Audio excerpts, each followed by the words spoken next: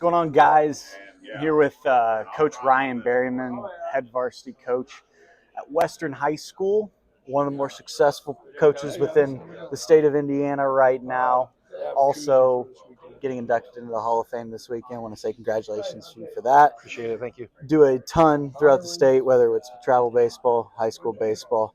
So, get the opportunity to hang out with a lot in the summer and things like that. So, yeah. Appreciate you being on. Hey, Appreciate let's talk a little bit about your team for this year. You know, I look at it on paper. You guys are 72 and 15 in the last 3 years. Have had a ton of success. You return essentially everybody on the mound. You return a lot of talent offensively. What do you expect this year to look like? Who are the leaders? Different stuff like that. We definitely have a good group coming back. We'll have 11 seniors and a good supporting cast with some juniors. So guys are working hard. We just got to stay focused and take the right step in the right direction every day and get better. But I think we can put a pretty good season together. So, I mean, our guys, our top players, we'll start behind the plate. Like Ryan Rodman as a catcher, he's going to be he's an Eastern Illinois commit. Um, he's been an all-state player for us, and he'll do a good job this year. Obviously, he'll step up and continue to be successful. Gavin Denton catches for us as well. He's going to go to Dayton. He's a junior. We use him at third base and on the mound. So those two guys offensively will probably be the core of our 3-4 in the middle of our lineup. I mean, around the horn, first base, Levi Shoemaker will be over there. Charlie Brewer, those guys are good athletes. Levi's going to probably go play football, Air Force. Charlie's going to swim in college, but good athlete. And then in the middle, we'll have Eli Rose, a transfer in, will be in there. Jason Dickinson's going to go to Ancilla and play. Miles Rudy is a D1 runner that's in the middle for us. Those guys are pretty athletic. And then outfield, Cal Berryman will be in center. Braden and Grayson Miller will be on the corners. Cooper Wells will help us out in the outfield as well. He's a solid pitcher. So that's kind of what our offense will look like. We've got some speed. We've got some power in the middle. So we got good balance there. So that'll be exciting on the offensive side.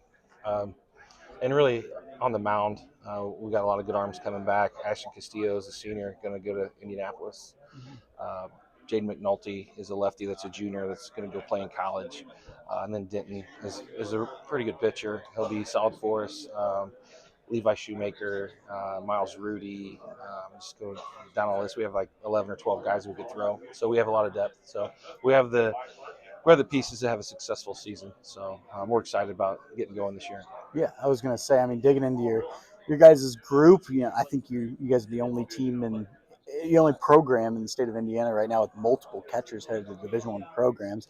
That's got to be a luxury for you. I look at the experience coming back when you talk about Cal, you talk about Denton, you talk about Ryan Rodman. Obviously, had a huge year last year, and several of those names you mentioned, ton of experience coming back. To me, like that's a huge strength for you guys. But I also go the other way with it of 6 college commits for baseball, multiple college commits for other sports. You talk about Shoemaker, you talk about Rudy.